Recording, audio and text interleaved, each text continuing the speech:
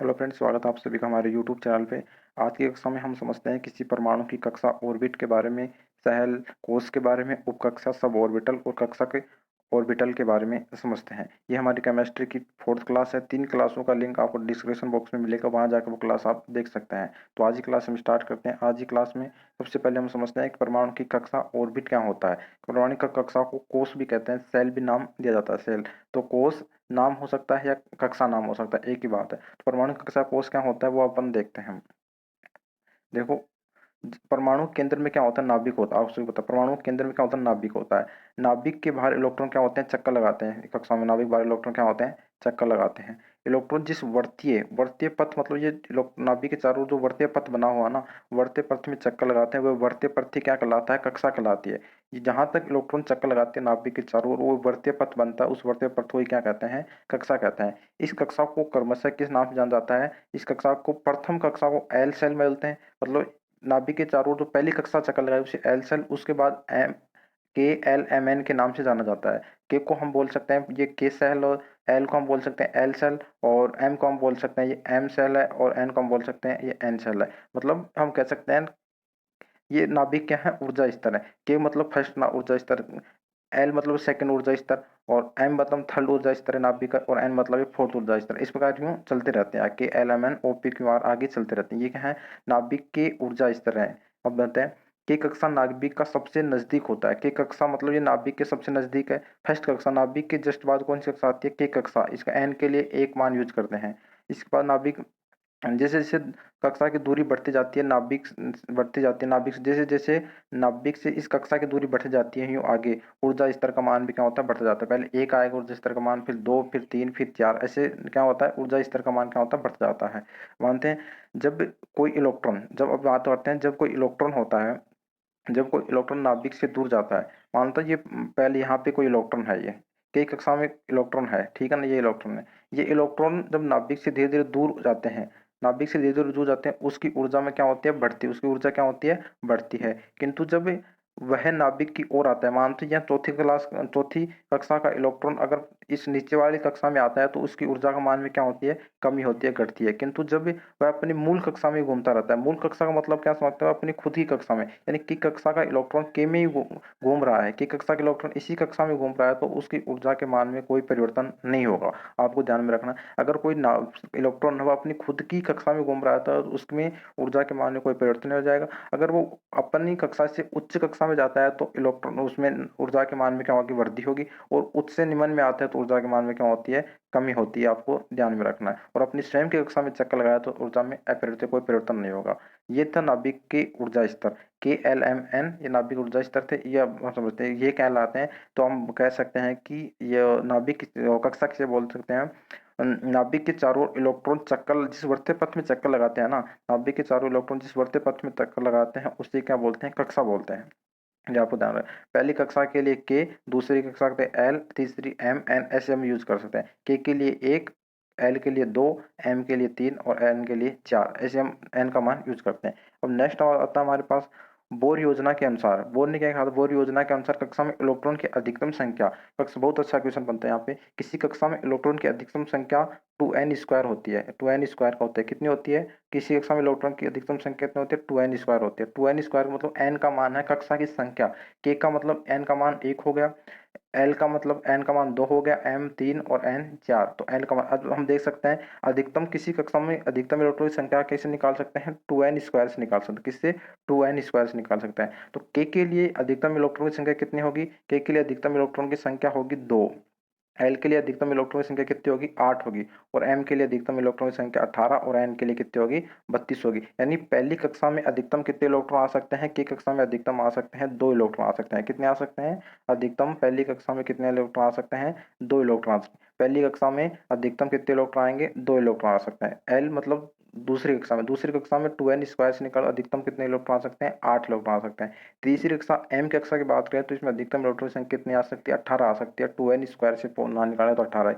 चौथी कक्षा की बात करें एन की, तो अधिकतम इलेक्ट्रॉन संख्या कितनी आ जाएगी, इसमें 32 अधिकतम इलेक्ट्रॉन की संख्या होगी। तो अपन देखते हैं, देखो यहाँ से, देखो यहाँ पे, देखो ये पहली कक्षा है। अब देख रहे हैं यहाँ पे, ये पहली कक्षा है, पहली कक्षा में अधिकतम इलेक्ट्रॉन संख्या कितनी है, दो। दूसरी कक्षा में 8, तीसरी कक्षा में 18, चौथी कक्षा में कितनी है 32 है। तो हम कह सकते हैं ये 2 है, ये फर्स्ट एनर्जी लेवल हो गया, सेकंड फिर थर्ड फिर फोर्थ, ये फिर क्या हो गया नाभिक हो गया। तो हम याद रखेंगे कि कक्षा में अधिकतम 2 इलेक्ट्रॉन आ सकते हैं, एल में अधिकतम 8 इलेक्ट्रॉन, एम में अधिकतम 18 और एन में अधिकतम 32 इलेक्ट्रॉन आ सकते हैं। तो फर्स्ट कक्षा के लिए इलेक्ट्रॉन अधिकतम 2, सेकंड के लिए 8, थर्ड के लिए 18 और फोर्थ के लिए 32 इलेक्ट्रॉन हो गए। नेक्स्ट हम समझते हैं उपकक्षा क्या होते हैं। कक्षाओं की भी उपकक्षा होती है, कक्षाओं के भी उपकक्षा होती हैं। तो उपकक्षा यानी सब ऑर्बिटल या सब सेल बोलते हैं। और सब ऑर्बिटल क्या होता है वो अपन समझते हैं। देखो, प्रत्येक कक्षा की उपकक्षा होती है, कोई भी कक्षा होती है उसकी एक उपकक्षा जरूर होती है, जिसे सोमरफेल्ड नामक विद्वान ने देखा था सर्वप्रथम। सोमरफेल्ड नामक कक्षा उपकक्षा को सर्वप्रथम किसने देखा था? सोमरफेल्ड नामक विद्वान थे, उन्होंने उपकक्षा के बारे में सबसे पहले बताया था। इसे SPDF उन्होंने नाम दिया था। उपकक्षाओं का नाम दिया SP, D और F नाम दिया गया था। अब बात करते हैं उपकक्षाओं में अधिकतम कितने इलेक्ट्रॉन आ सकते हैं। पहली होती है S उपकक्षा। S उपकक्षा में अधिकतम कितने इलेक्ट्रॉन आ सकते हैं? 2 इलेक्ट्रॉन आ सकते हैं। SP में कितने आ सकते हैं? अधिकतम 6 इलेक्ट्रॉन आ सकते हैं। या ध्यान में रखना है, यहाँ से S उपकक्षा में अधिकतम कितने इलेक्ट्रॉन आएंगे? 2 इलेक्ट्रॉन।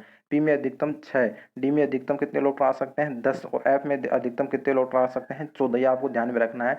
S उपकक्षा में अधिकतम इलेक्ट्रॉन की संख्या 2, P में अधिकतम इलेक्ट्रॉन की संख्या 6 और D में अधिकतम इलेक्ट्रॉन की संख्या 10 और F में अधिकतम इलेक्ट्रॉन की संख्या 14 आ गई। ये आपको ध्यान में रखना है। अब देखो, एस कक्षक होता है, इसमें अब कक्षक भी होते हैं। एस में कितने कक्षक होंगे? एस की बात करें तो एक्स में एक कक्षक होगा। एक कक्षक में कितने इलेक्ट्रॉन होंगे? 2 इलेक्ट्रॉन होंगे। एक कक्षक में हमेशा 2 इलेक्ट्रॉन होते हैं। पी की बात करें, पी में 6 इलेक्ट्रॉन, तो 3 इसमें कक्षक होंगे। एक कक्षक में 2 इलेक्ट्रॉन होंगे तो 3 कक्षक होंगे। डी की बात करें तो डी में 5 कक्षक होंगे। और एफ की बात करें तो इसमें 14 इलेक्ट्रॉन, तो इसमें कितने कक्षक होंगे? 7 कक्षक होंगे। आपको ध्यान में रखना। अब केक के लिए देखो, कक्षा और उपकक्षा, केक बराबर कितना अधिकतम इलेक्ट्रॉन की संख्या कितनी आती है? 2 आती है। यहाँ पे देखो सारणी में जूम करके दिखाता हूँ आपको, एक मिनट सॉरी, जूम करके दिखाता हूँ। यहाँ पे देखो, के बराबर 2 के लिए, के पहली कक्षा में अधिकतम कितने इलेक्ट्रॉन हो सकते हैं? 2 इलेक्ट्रॉन हो सकते हैं। द्वितीय कक्षा में कितना होता है? 2 इलेक्ट्रॉन हो सकते हैं। तो ये पहली इस के की उपकक्षा कितनी कौन सी होगी? एस होगी। के की उपकक्षा कौन सी होगी? एस होगी। के एल में अधिकतम इलेक्ट्रॉन कितने आएंगे? 8 आएंगे। तो एल में कितनी उपकक्षाएं होंगी? 2। एस और पी कितने कक्षाएं होंगे? एस और पी 2 उपकक्षाएं होंगी। तो अधिकतम इलेक्ट्रॉन पहले 2 तो एस में आ जाएंगे और पी में 6 इलेक्ट्रॉन पी में आ जाएंगे। तो टोटल कितने होंगे? 8। दूसरी कक्षा में कितने इलेक्ट्रॉन आ सकते हैं? अधिकतम 8 इलेक्ट्रॉन आ सकते हैं। बात करें एम कक्षा की, यानी तीसरी कक्षा की, तीसरी कक्षा की 3 ही उपकक्षाएं होंगी। कौन कौन सी? एस पी डी होगा। एस में अधिकतम 2 इलेक्ट्रॉन आ सकते हैं, पी में 6 और डी में अधिकतम 10 इलेक्ट्रॉन। टोटल इलेक्ट्रॉन कितने? 18 हमें लाने हैं। तो एस 2 6 10 कितने टोटल? 18। तीसरी कक्षा में कितने? 18 इलेक्ट्रॉन। तीसरी कक्षा की उपकक्षाओं की बात करें 3 SP D। चौथी कक्षा की बात करें, चौथी कक्षा में अधिकतम कितने इलेक्ट्रॉन? 32। 32 में तो चौथी कक्षा की कितनी उपकक्षाएं होंगी? 4 उपकक्षाएं होंगी। कौन कौन सी? SP D और एफ। तो एस में 2 इलेक्ट्रॉन, पी में 6, डी में 10 और एफ में 14। तो टोटल इलेक्ट्रॉन कितने हो गए? 32। तो चौथी कक्षा के लिए उपकक्षा कितनी? 4। अब हम देखते हैं, देखो ये इनकी आकृति।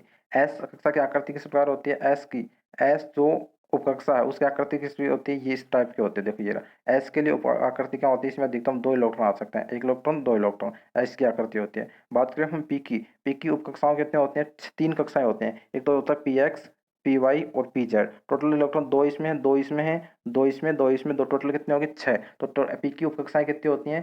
3 उपकक्षाएं होती हैं, PX, PY, PZ। ये आपको ध्यान रखना है। बात करते हैं अपन डी की, डी में कितनी उपकक्षाएं होती हैं? डी में होती हैं 10 इलेक्ट्रॉन होते हैं, तो 5 उपकक्षाएं होती हैं, जिसमें 5 उपकक्षाएं होंगे, 5 कक्षक होंगे। तो पहला कक्षक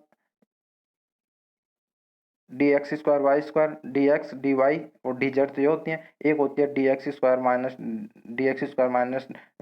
y², ये होती है। और एक ये होती है, ये होगी। ये टोटल 5 कक्षाएं होती हैं, आप देख सकते हैं चित्र माध्यम से।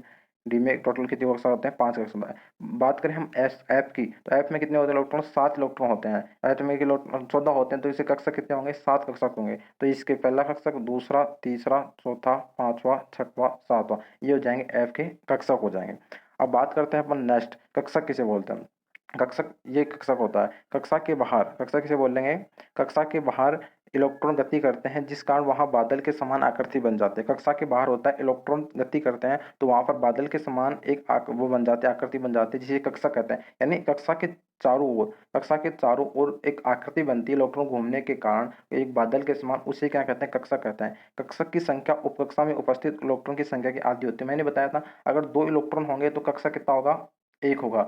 अगर 6 इलेक्ट्रॉन है कक्षा कितना होंगे 6, 14 इलेक्ट्रॉन है तो 7 और 32 इलेक्ट्रॉन है तो कितना होंगे कक्षा आधे होंगे। ठीक है ना, ये आपको ध्यान में रखना है। कक्षा की संख्या उपकक्षा में उपस्थित इलेक्ट्रॉन की संख्या की आधी होती है, आपको ध्यान रखना है। एक कक्षा में अधिकतम 2 इलेक्ट्रॉन आ सकते हैं। एक कक्षा में अधिकतम कितने इलेक्ट्रॉन आ सकते हैं? 2 इलेक्ट्रॉन। एस उपकक्षा के लिए ये हो जाएगा एक कक्षा, अधिकतम इसमें 2 इलेक्ट्रॉन हो गया। पी के लिए कितने आ जाएंगे 6, 6 इलेक्ट्रॉन होते हैं तो संख्या कितनी जाएगी, कितनी कक्षा की संख्या 3 हो जाएगी। डी में कितने इलेक्ट्रॉन आते हैं 10, तो संख्या कितनी हो जाएगी इसमें 5, तो इस टोटल हो जाएगी कक्षा कितने हो जाएंगे 5। एफ में कितने होते हैं 14, 14 इलेक्ट्रॉन होते हैं तो कक्षक की संख्या कितनी हो जाएगी 7। एक कक्षक में हमेशा 2 इलेक्ट्रॉन रखते हैं। एक कक्षक में कितने इलेक्ट्रॉन आते हैं, या आपको ध्यान रखना है 2 इलेक्ट्रॉन आते हैं। अब देखो ये था। अब मानता हम हाइड्रोजन है, हाइड्रोजन की बात करते हैं। हाइड्रोजन क्या होता है, 1 इलेक्ट्रॉन होता है। 1 इलेक्ट्रॉन होता है तो हाइड्रोजन की फर्स्ट कक्षा में जाएगा, फर्स्ट कक्षा 1s में 1 इलेक्ट्रॉन आ जाएगा, तो हाइड्रोजन को 1s हो जाएगा। हीलियम में 2 इलेक्ट्रॉन होते हैं, हीलियम में 2 इलेक्ट्रॉन, परमाणु क्रमांक हीलियम का 2 है तो 2 इलेक्ट्रॉन हो गया। ये इसका देखो 2 इलेक्ट्रॉन में पूरी कक्षा भर जाएगी ना, तो इलेक्ट्रॉन का क्या करेगा, नए इलेक्ट्रॉन ग्रहण करेगा, पूर्ण पृष्ठ कक्षा बोल सकते हैं इसको। ये स्थायी तत्व मान लो, जब कक्षकों में इलेक्ट्रॉन की संख्या पूर्ण पृष्ठ होती है तो आधी होती है। इन तीनों में एक एक इलेक्ट्रॉन और सभी में, वो तो आधी हो जाएगी। अगर सभी भरे हुए हैं, सभी में दो दो कक्षों में दो दो इलेक्ट्रॉन सभी में भरे हुए हैं तो वो पूर्ण पृष्ठ कक्षा कहलाएगा। तो अर्धपृष्ठ और पूर्ण पृष्ठ कक्षा हमेशा स्थायी होता है, ये ध्यान में रखना है। तो ये था अब हाइड्रोजन के लिए। Helium, lithium, beryllium, boron, carbon, nitrogen, oxygen, fluorine, neon, sodium, magnesium. आपको कम से कम 30 तक तत्वों की संख्या याद करनी है। तो कौन किस नंबर पे कौन सा होता है, परमाणु क्रमांक क्या होता है, परमाणु द्रव्यमान क्या होता है। परमाणु द्रव्यमान तो लगभग 2 गुना होता है। ये था आज की कक्षा में हमने जाना किसी परमाणु की कक्षा क्या होती है, उपकक्षा क्या होती है और कक्षा क्या होती है। आई होप आपका जो वीडियो आपके लिए बहुत हेल्पफुल होगा। अगर आपको वीडियो अच्छा लगे तो चैनल को सब्सक्राइब करना और बेल आइकन को प्रेस करना, जिससे वीडियो नोटिफिकेशन आपको प्राप्त करें। और अपना सजेस्ट देने के लिए कमेंट जरूर करें। Thank you, best of luck.